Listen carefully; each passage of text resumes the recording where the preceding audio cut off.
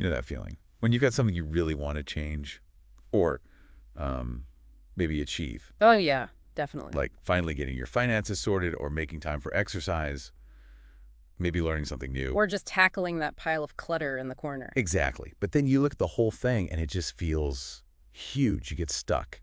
It's a really common roadblock, isn't it? We see this big goal, and starting just seems impossible. Totally. But what if the answer wasn't some massive overnight change? What if it was? Well, something almost invisibly small. Ah, you're talking about the core idea here. Yeah, this time we're diving deep into James Clear's Atomic Habits, which is all about that. The power of tiny changes. The basic idea. You get what you repeat. Simple but profound. Right. Those little things you do every day, saving a tiny bit, moving a little, learning a bit, tidying for a minute, they add up. Like compound interest for your life, almost. Exactly. For better or for worse, depending on the habit. Think finance, exercise, learning, even clutter. And this isn't just some theory he cooked up, right? Clear's own story plays a big part. Absolutely. He had this really serious baseball injury. Yeah, multiple facial fractures, vision problems, took months to recover. And getting back wasn't one giant leap. He talks about it as just a long series of small wins, tiny steps forward. So that experience really showed him how slow, incremental progress actually works in the real world. Yeah, and he apparently used the same ideas to build his business, write the book, building that writing habit day by day. Which clearly connected with a lot of people. Millions. So, okay, our mission for this deep dive is to pull out the key insights about building habits. Stuff you, the listener, can grab onto and use right away without getting totally overwhelmed. Cutting through the noise. Exactly. So let's unpack this, starting with why these really small habits are actually so powerful. Okay, so a really fascinating concept here is what he calls the plateau of latent potential. Right. Tell us about that. Well, imagine you're heating an ice cube. You take it from, say, 25 degrees Fahrenheit up to 31. You're putting in energy, right? The temperature's rising. But does the ice cube look any different? No, not Yeah. really. Still looks like ice. Exactly. Nothing visibly changes. All that work, that energy, it's being stored, latent, Yeah. until you hit 32 degrees, that critical threshold. Then, finally, it starts to melt. Ah, okay. I see the analogy. And building habits is often like that. You put in the effort, day after day, but the results aren't obvious at first. The progress is happening under the surface. Stored potential. Right. Then eventually you break through that plateau. And to everyone else, maybe even to yourself, it looks like an overnight success. But it wasn't. It was all that unseen work accumulating. Precisely. So when you feel like you're stuck, like nothing's happening, it doesn't necessarily mean you're failing. It might just be that the results haven't melted yet. Kind of, yeah. It's a reminder to trust the process, even when you can't see the immediate payoff. That's really helpful because it is easy to get discouraged early on. You Okay. put in the work, but the scale doesn't move, or you don't feel smarter, or You hit that valley of disappointment, as the book calls it. It can really sap your motivation. totally feels like you're just spinning your wheels. Exactly. And this links to another really crucial point. You need to focus on your systems, not just your results or goals. Okay, explain that distinction. Systems versus goals. Well, we tend to fixate on the goal, right? Lose 20 pounds, get the promotion, write the book. Sure, the outcome. But Clear argues that lasting change doesn't come from just focusing on the outcome. It comes from fixing the underlying processes, the daily habits, the routines, the system. So fix the inputs and the outputs will follow. That's the idea. If you only treat the problem at the level of results, it's like putting on a Band-Aid. For real change, you got to go deeper, to the system level. Like focusing on eating healthy meals and exercising regularly rather than just staring at the number on the scale every morning. Perfect example. Nail the system, the healthy habits, and the result, the weight loss, is much more likely to happen naturally. That makes a lot of sense. It shifts the focus from some far-off destination to what you can actually do today. Right. And it avoids another trap of goal-only thinking. Which is? The idea that once I reach my goal, then I'll be happy. Ah, yeah, delaying happiness. Exactly. You're constantly postponing satisfaction until you hit that next milestone. It creates this either-or thing. Either I succeed and I'm happy, or I fail and I'm unhappy. And even if you hit the goal, the happiness can be surprisingly short-lived. Then you're just looking for the next goal. Precisely. Systems, on the other hand, are about the process, finding satisfaction in the journey itself, not just the endpoint. So if you're focused on the system, there isn't really an end. It's about continuous improvement. You got it. Mm. And this ties really neatly into the role of identity in habit formation. Okay, let's talk identity. How does who we think we are shape what we do? It's huge. The book argues that your behavior is often a reflection of the type of person you believe you are. Deep down, Even subconsciously. often subconsciously, yeah. What you do sends signals back to yourself about who you are. The example that stuck with me was about voting. Oh yeah, the being a voter versus wanting to vote distinction. Right. If you see yourself as a voter as Yeah, part of your identity, you're much more likely to actually show up and vote. It's just what someone like you does. exactly. It aligns with your self-image. Same with exercise. If you start seeing yourself as an active person, Then going for a run isn't just a chore you force yourself to do. right, it becomes congruent with who you believe you are. The behavior feels more natural, less forced. Your identity and actions are in sync. But I guess there's a flip side. If your identity is tied up with negative habits. Absolutely. That can make change much harder. If you think, I'm just not a morning person, it's tough to build an early rising habit. So identity can hold you back too. It can. That's why understanding the feedback loop is key. Your habits shape your identity, Okay. and then your identity reinforces your habits. It goes both ways. So the trick is to consciously steer that loop? Yes, let the identity you want to have guide your actions. Focus on becoming that type of person, a reader, a healthy eater, a patient parent. And trust that the results will follow from being that kind of person. That's the core idea. Identity change is like the North Star for habit change. Okay, powerful stuff. So we've got the small habits, the systems, the identity piece. Yeah. Now let's get really practical with the 4 laws of behavior change. Right. This is the real how-to framework. Clear breaks down every habit into 4 steps. Which are Cue, craving, response, and reward. cue, craving, response, reward. Okay. Your brain goes through these steps in this order for pretty much any habit. The cue triggers the process. Like seeing a notification on your phone. Exactly. That's the cue. Then comes the craving, the desire, the motivation. The urge to see what the notification is. Right. The response is the actual action, picking up the phone. And the reward. The little hit of information, connection, whatever it is you get from checking, that satisfaction reinforces the loop, making you more likely to pick up the phone next time it buzzes. Makes sense. And if any part of that loop is weak, The habit won't stick. So the 4 laws are about manipulating each stage. okay, law, #1, make it obvious. Focusing on the cue. Why start there? Because cues are the gatekeepers. They're the triggers. They predict a reward is coming. Our brains are constantly scanning for them. Both basic rewards, like food, and modern ones, like Check. status or approval. Yep.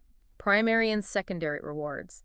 And over time, as habits become automatic, the cues become almost invisible. Like the cookies on the counter you grab without thinking, or the phone in your pocket you check constantly, Exactly. You react without even noticing the trigger anymore. It's autopilot. which is kind of scary when you think about it. So how do we make these invisible cues visible again? First step is just awareness. You got to notice them. The book suggests a habit scorecard.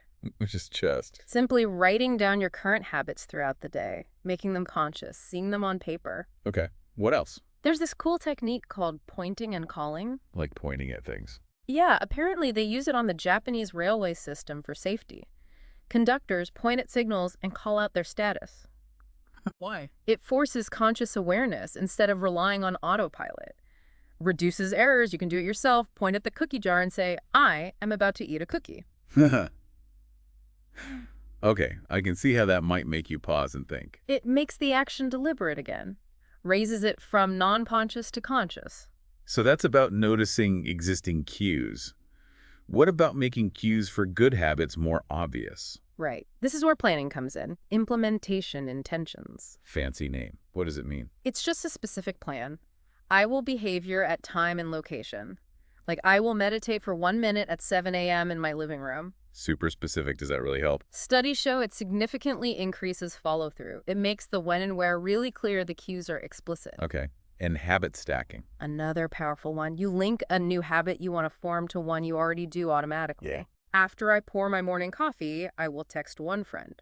Or after I take off my work shoes, I will change into my workout clothes. So you're using the existing habit as the cue for the new one. Exactly. The key is choosing the right existing habit, something you already do without fail.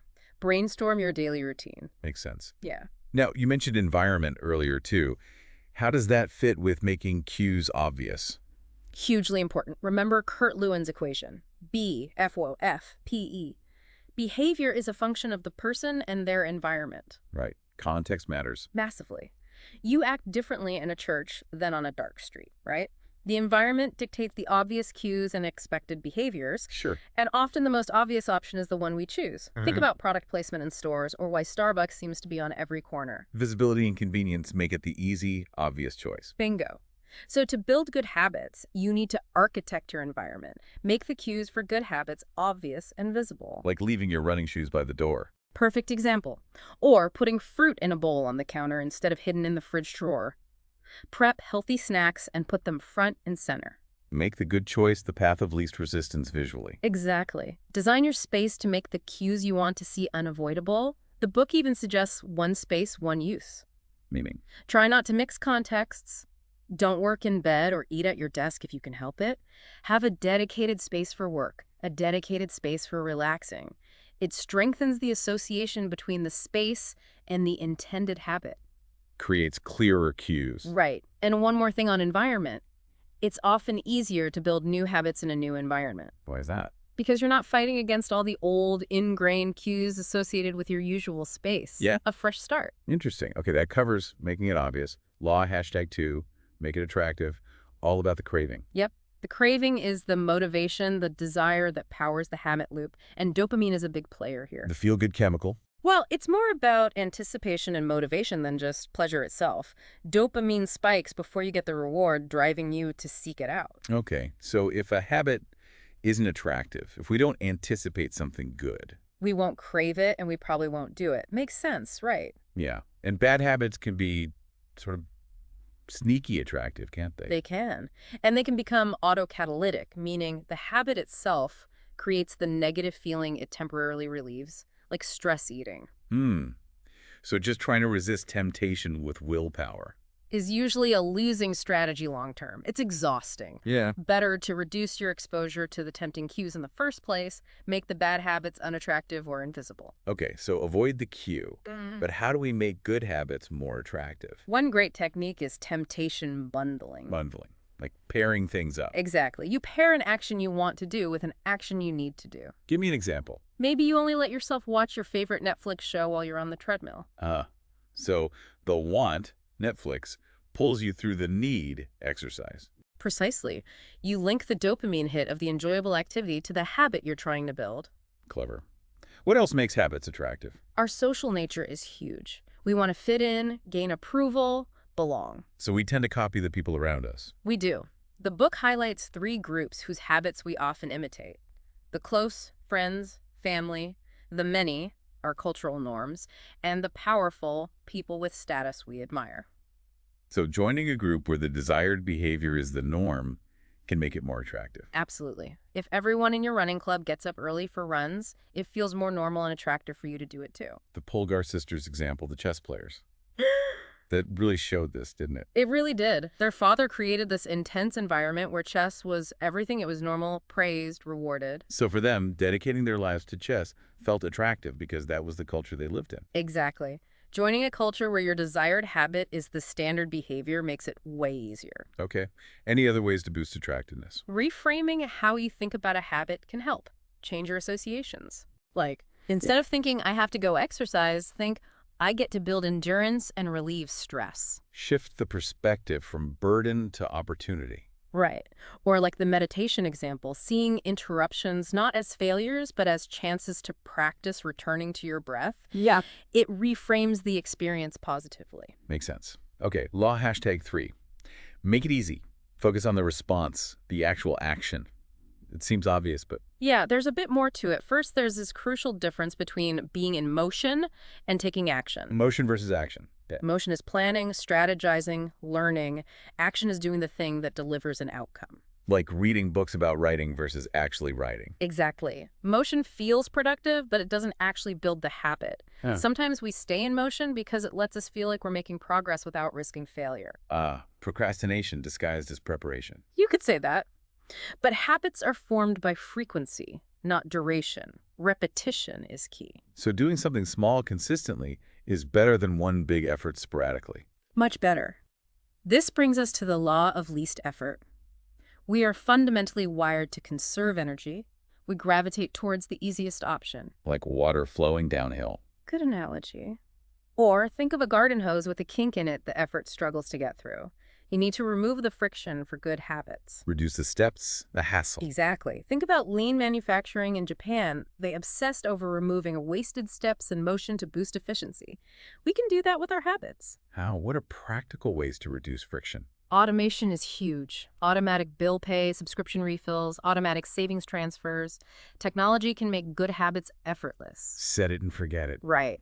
Or think about priming your environment for future use. Priming. Setting things up in advance, laying out your workout clothes the night before, pre-chopping vegetables for healthy meals, packing your lunch ahead of time. Oswald Knuckles' resetting the room idea fits here too, right? Putting things back immediately. Exactly. Resetting to zero makes starting the next time much easier, less friction. Okay. What about decisive moments? These are the small choices throughout the day that act like forks in the road. Choosing the stairs over the elevator, putting your phone away instead of checking it again. And these small choices steer your path later on. They do. They set you up for the next action. Mastering these tiny moments makes sticking to the larger habit much easier. And the big one for making it easy. The 2-minute rule. Yes. This one's brilliant. When you start a new habit, make it take less than 2 minutes to do. Less than 2 minutes, that sounds too easy. That's the point. Read before bed each night becomes read 1 page. Do yoga 30 minutes becomes roll out my yoga mat. So you're just focusing on starting. Yes. The first 2 minutes should be the ritualized start. It's a gateway habit. Once you've started, it's much easier to continue. But the goal initially is just to master the art of showing up. Standardize before you optimize. Exactly. You can't improve a habit that doesn't exist. Make it show up consistently first, then worry about making it bigger or better. Make it easy to start. That feels achievable. Breaks down those big goals. Okay, finally, law, #4. Make it satisfying. The reward. Right. This closes the loop. We repeat what feels good. If an experience is satisfying, your brain says, yes, do that again. But here's the problem, right? Good habits often have delayed rewards. Exactly. We live in a delayed return environment. Eating healthy, exercising, saving money, the big benefits are way off in the future. But bad habits often have immediate rewards. Yep. The cake tastes good now. Social media gives you a hit now. Our brains evolved to prioritize immediate survival and gratification. So present you wants the instant reward, even if it screws over future you. That's the constant battle. So the key is to find a way to bring some immediate satisfaction to good habits. And maybe some immediate dissatisfaction to bad ones. Yes, you need to give yourself immediate reinforcement for the good stuff. Like the example of putting money in a jar labeled trip to Europe every time you skip ordering takeout. Perfect. It makes the reward for cooking at home immediate and visible, tying it to a satisfying future goal. Choose rewards that align with the identity you're building. Okay. What else makes habits satisfying immediately? Habit tracking, just visually tracking your progress. Like putting an X on a calendar each day you exercise. Yeah, or using an app. Seeing that streak grow is inherently motivating. It provides clear evidence of progress, and you don't want to break the chain. The act of tracking itself can become satisfying. Creates its own little reward loop. It does. And on the flip side, to make bad habits unsatisfying. Accountability. Bingo. Get an accountability partner, someone you report your progress to, or create a habit contract. What's that? A formal agreement, maybe even with financial stakes, outlining your commitment and the consequences of breaking it. Makes the cost of skipping your good habit, or doing the bad one, immediate and painful socially or financially. Raises the stakes. Makes failure immediately unsatisfying. Exactly. You're manipulating the immediate consequences to align with your long-term goals. Wow. Okay, those 4 laws. Obvious, attractive, easy, satisfying. That's a really solid toolkit. It provides a clear checklist for building good habits and dismantling bad ones. And the book touches on some advanced tactics too, right? Beyond the basics. Yeah, things like aligning habits with your natural talents. Playing a game where the odds are in your favor, so to speak. So choosing habits that fit your personality and skills. Right. Genes don't determine destiny, but they might suggest areas where things will feel easier or more rewarding for you. Find your niche. And the Goldilocks rule. Keeping tasks at that sweet spot, not too hard, not too easy, just challenging enough to keep you engaged and enter that flow state. Where you're totally absorbed. Yeah. But then there's the flip side. What happens when habits just get boring? Ah, the motivation dip. It happens to everyone, even pros. Mastery requires pushing through boredom. The book stresses you need to fall in love with boredom in a way. Just keep showing up. Consistency over intensity again. Always. And sometimes introducing variable rewards, unpredictable payoffs can help keep things fresh. Like slot machines, but for good habits. Huh. Okay. And finally, reflection. Crucial for long-term improvement. Periodically stepping back, reviewing your habits, seeing what's working, what's not, and making adjustments. Keep refining the system. This has been incredibly useful. Really breaks down how change actually happens. It's powerful stuff when you apply it. So, okay, for everyone listening, the big takeaway seems to be, don't aim for massive, earth-shattering changes overnight. No, focus on those tiny atomic habits, the 1% improvements. Applied consistently, using this framework, build good systems. Exactly. Remember the 4 laws. Make it obvious, make it attractive, make it easy, make it satisfying. Use them as levers. It gives you a way to actually design your behavior, rather than just hoping for the best. It really does. You become the architect of your habits. So, maybe a final thought to leave everyone with. What's one habit, just one tiny, maybe even ridiculously small habit, that you could start doing consistently, like right now? Yeah. Something that takes less than 2 minutes. And how does that tiny action maybe connect, even in a small way, to the kind of person you ultimately want to become? Thinking about that link between the tiny action and the desired identity, that could be a powerful first step. Definitely something to chew on. Thanks so much for unpacking all this with us. My pleasure. It's fascinating stuff. It really is. Thanks everyone for taking this deep dive with us.